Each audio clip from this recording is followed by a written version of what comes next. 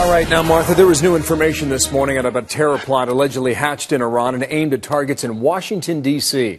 Now, the feds say this Iranian-American, Mansour Arbabsiar, was working to hire a Mexican drug cartel to assassinate the Saudi Arabian ambassador.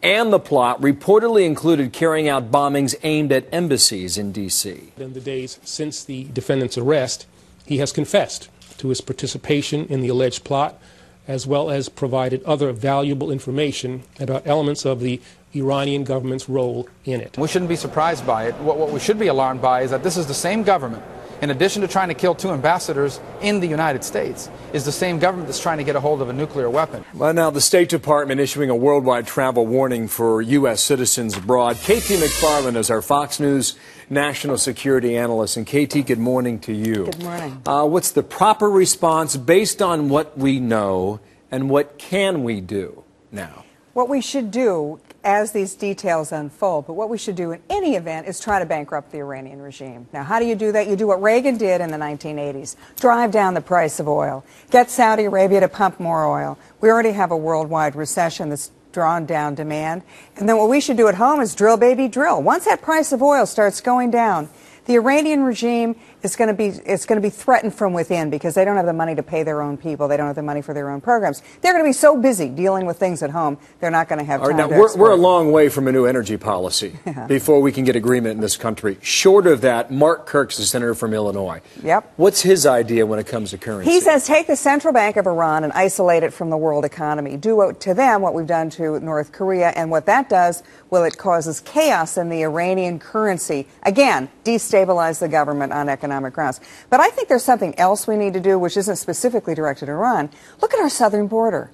We have illegal immigrants and drugs that go across that. How long is it going to take before somebody realizes that terrorists and weapons of mass destruction go across it? One of the elements of this Iranian assassination plan was they tried to hook up with Mexican drug cartels. Now, they goofed and talked to U.S. agents instead, but at some point, somebody is going to realize that's a southern border that's porous, and they can bring weapons of mass destruction and terrorists just as easily as I think that's a great point. I think the other thing we need to point out is the other person's name that was mentioned yesterday is still at large and has not been arrested. Okay, now the hunt for him continues. But this was not an attack aimed at the United States. This was Iran targeting Saudi Arabia. I think that's an important distinction.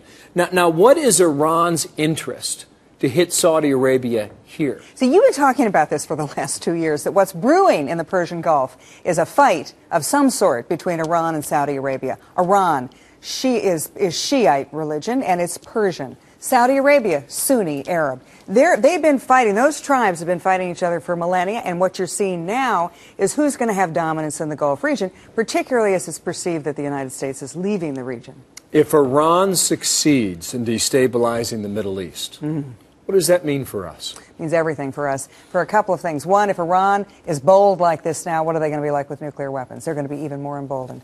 They're going to expand in the region. They're going to cause an arms race in the single most unstable part of the world, a nuclear arms race. But from our point of view, what are they going to do? They're going to drive up the price of oil. Why? Because they'll control the Strait of Hormuz, through which 40% of the world's exported oil flows. We want just the opposite. We want the price of oil to go down. We are going to learn more about this. Our team in Washington's working on it. When we get more details, we're going to pass them on to our viewers at home. It's a stunning story that came out yesterday that was pretty much against the grain of what everybody thought that press conference and announcement was going to be about. KT, thank you. KT McFarland here in New York. Martha, what's next? All right.